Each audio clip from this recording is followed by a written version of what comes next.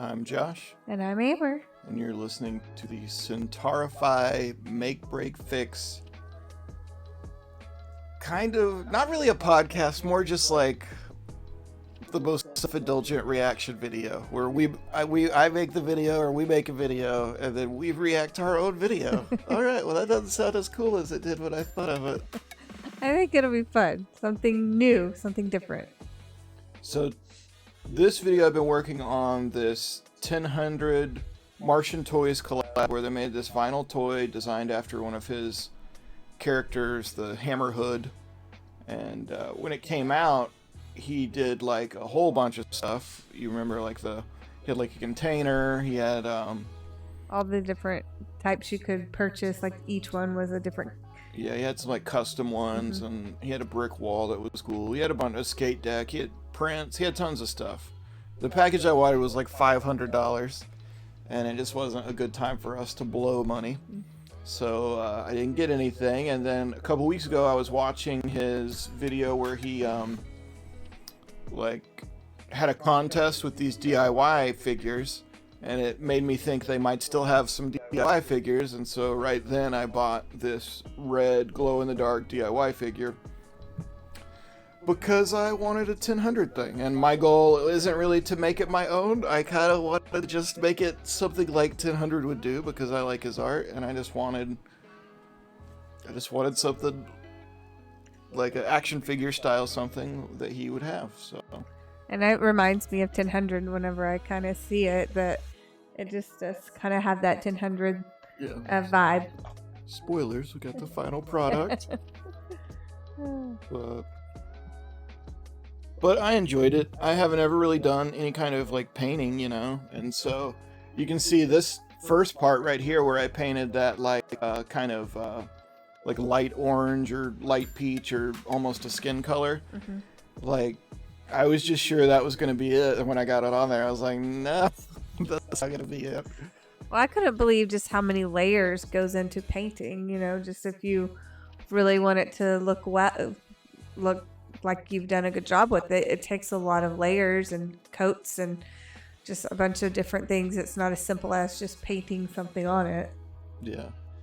Yeah, the camera hides a lot of it too. Like that top coat on the head right there looks like it's not too bad, but in reality, like I could still see through the figure, like light was showing through, and it just like I felt like honestly at this point I thought like this is never gonna look anything like what 1000's doing, because I couldn't get the colors the way I wanted, and there's just a lot. I haven't made a lot of videos of this kind, and really I haven't done a lot of like making stuff. I just been a YouTube fan / wannabe maker for a lot of years. So well, you haven't really done much painting. No, I can't think of any painting. I've done a couple. That robot painting up there I did, but it's like 20 years ago, and kind of, But never painting like a figurine type thing. Like it's. Yeah, no, not until I got all these 3D printers and stuff. Yes. And then I've started doing some of that. But it's kind of, to do like a YouTube video, to do like a maker video, to do all of the things I seem to have interest in, like you have to know 85 different little things that all stack together to make something that a normal person just thinks is like too much. Or it's just like, oh, that's cool, but you have no idea what went into creating that. Oh yeah, that's true. Especially with all the tech side of stuff. Like everybody thinks everything is magic, and it's just like, if you've ever edited a video, that editing videos is not like, it's cool to like get to like cut something up and tell a story and have cool effects, and like it's like the thing they talk about runners, like most runners don't like running, they like having run, which I know that's not really true. We've got a runner in our house and he loves the whole process, but But for someone in my shape, that is an accurate statement, you know. In my shape too. Yes, I agree. But so here I've stumbled on to the like I wanted the bright orange, and so our son had some of this like hot pink fluorescent paint, and I combined that with some of the orange, and it gave it kind of a real vibrant kind of orange. Because I don't know what I'm doing.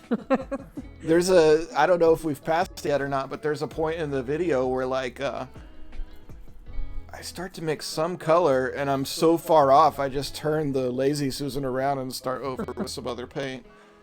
The idea of trying to mix paint to get the color you want, that would make me really nervous that I'm just going to mess the whole thing up. Yeah, but you scrapbook and do all that stuff. I mean, know, but I get that you're not mixing colors, but you're still doing the same thing by like matching colors that you think are complementary and stuff. I know, it's just something about working with paper I just feel like that's very different than trying to work with paint or drawing or things like that. That, you know, anybody can like work with paper and things like that, but I struggle with like drawing or painting. It kind of makes me a little nervous to sit down and think, oh, I can draw something. As an amateur artist now with very, very, very limited talent, like I think anybody can do it. I think it's really like how good something like this is. Now, like, granted, there are limitations we all have. Like, there's things that are hard for me to see or whatever, you know, but like how good it turns out is all about how long you want to stare at it, how many times you want to go back over it, how much you want to think about it. You know, when you made, like, there's places I've made little splashes into the wrong color area, and, you know, I don't go back at all of them, but, you know, a lot of people would. 1000 would. Yeah. My brother probably would if he was painting, you know. Yes. So attention to detail is the whole thing. Oh, I got the owl in there. I think I might paint that. Oh, okay. This, you know, again, I don't know what I'm doing. So I'm like, all right, I'm going to tape this off and it's going to make a difference. And so I spend all this time stretching this tape around. And it just was so much work. And then when I peeled off, it was all right. It didn't have the dramatic effect you thought it would. No, I just thought, like, well, I guess I'm going to learn to get like real steady hands because I'm not taping all of these models. Now, one thing with the 3D printing and stuff that I need to start doing is like painting a lot of the pieces before I glue them together. But it takes so long to resin print that you're just like, when it gets close or when you start, like, you'll have one piece come off and then you have to wait 7 hours on the next piece. And so you get a little antsy and want to just glue everything together so you can see what it's going to look like. And then you're just like, well, that's harder to paint. That's probably true. So here, so I don't know how many cuts we've had yet, but I want to say I spent 6 total hours painting this figure. It's a long time to paint. No, and it's, you know, I'm happy with how it turned out. I think I went too. I don't have enough in the final product. I don't have enough contrast between the hair color and the mask and then the skin tone. Like I wanted the mask and the skin tone to be close, but just with the black hair and the hunter green mask, I think I should have. I like the black hair and I like the skin tone. I just think I should have put in a brighter color mask, you know. Oh yeah, that makes sense. And then if you look online at some of his custom colorways that he did with Martian Toys, it's just like the amount of like lettering and little artwork and stuff they had on it. Like, I don't know if you can see that little X. Yeah. Like, they're writing whole words up and down the side of it, and in his style. So, okay, here's the owl. This is from my Talon from DC, the Court of Owls kind of villain. Batman's long lost unknown brother. This is his, like, I guess this is the bad guy's sidekick, is that owl. But I painted it probably 10 times, honestly. Like, it's been black and brown and gray, and then I would look the owls up and they just don't look like, the ones in the comic books don't look like what the model is, so. But those models are amazing still, and I'll do a video on one of those soon. Well, I like that with paint. You can always just paint over it if you don't like the colors. Yeah, paint a different color. You do end up with some texture issues like that, but whatever, I guess, And here, starting to do some of the detail work.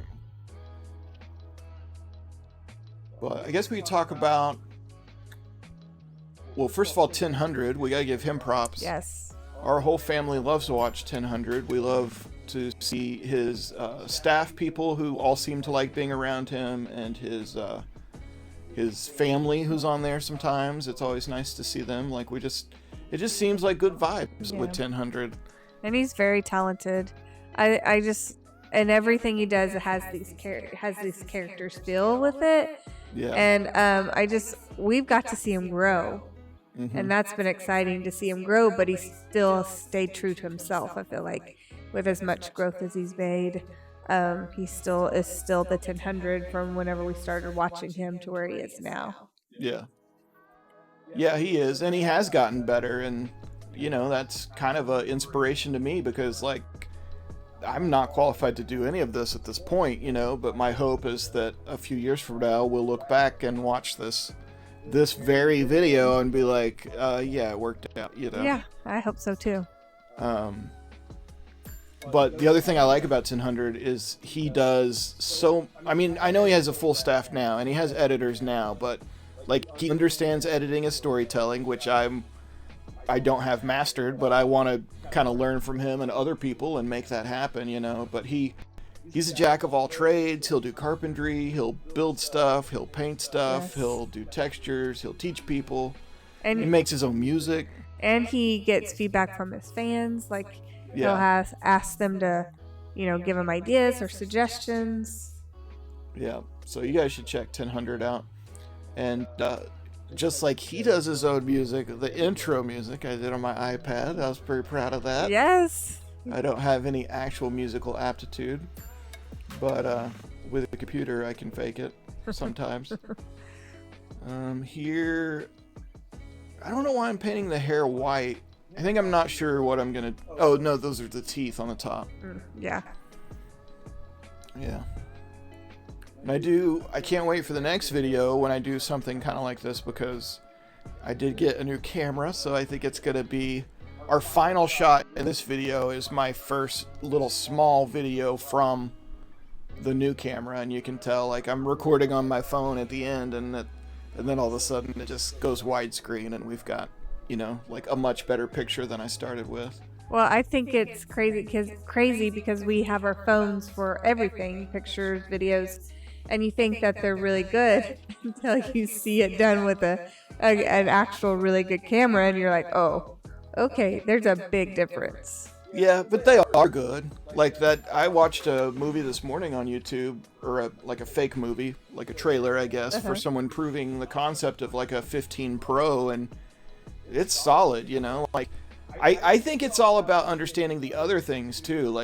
If we all had the money to do professional lighting and to really take the time to look at the composition of a photo or a still or a frame or whatever, I think we all could do something amazing with an iPhone, Yeah, I agree. But it just, you got to know a lot to make stuff good, and yeah, it's a process. It is a process, and you have to have the money to buy the different things that you need for the process. Yeah, that's true. Yeah, we're seems like anything I ever want, whether it's a microphone or an Xbox or a computer thing or a 3D printer, it's $500 minimum now. Everything is $500. Yes. The shoes there were tough for me because I wanted to just keep a few colors all together, but I didn't have a color that I really wanted for that part of the shoe, and I hadn't used the mask color much, so I put it down there. And it was... I don't know how people paint in those tight spots like that. I could not ever... I just slap some paint in there so it's covered, but there's no detail on the inside of the shoes because I just couldn't get to it. I would think it'd be really hard to get in those tiny spaces without the right...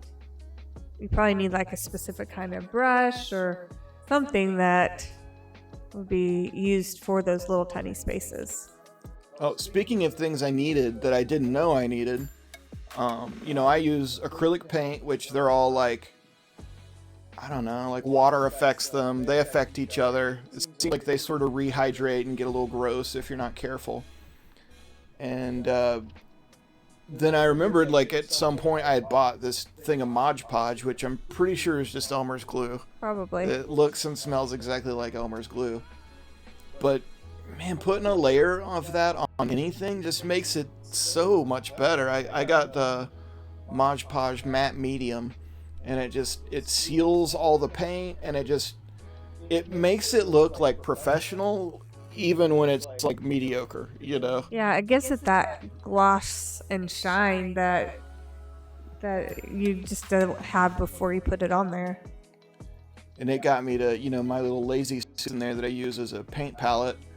Like, it's kind of gross, and I started to scrape it all off, and then I just thought, like, I just got some of my UV resin and coated the whole thing, and then took it out and sat it in the sun for a while. So now it's like a smooth layer on top of all that. So what is your opinion of me starting all of this, in my 40s, just a hobby, but still, it's like, you're involved in it because you live here and you're married to me, so. Well, I enjoy the fact that you're trying something a little bit new. I mean, just there's so many things out there on YouTube, and I just think it's kind of cool that you're trying something new, and I think it's exciting. I think it's kind of like a new adventure. Yeah. Yeah, I hope I can be consistent, and I do, there's probably, I don't know how many, there's 5 or 6 hours of painting in this video, and I think it helps me with the whole, like, not, like, thinking about work too much, or kind of tiptoeing into being a workaholic or whatever, which I've kind of had a problem with a little bit, but. Well, it's just kind of what you need to kind of, maintain that balance, and just kind of, everyone needs something to do that just kind of, you're like, okay, I'm not going to think about all these things. I'm just going to, use my time to do something I enjoy. And whether that's painting or making things, or for some people watching TV, it's just a way to kind of turn your brain to something that you enjoy. Yeah. Well, and whether it's like making stuff or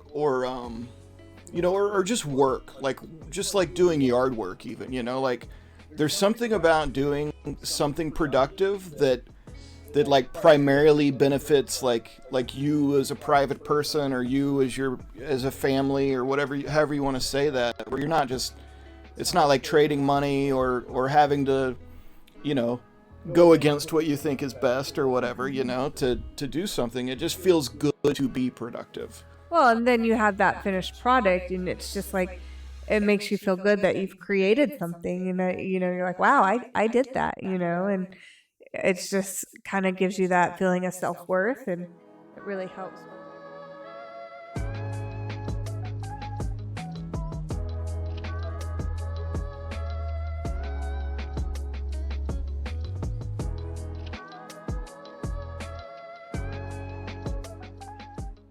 This is a drill.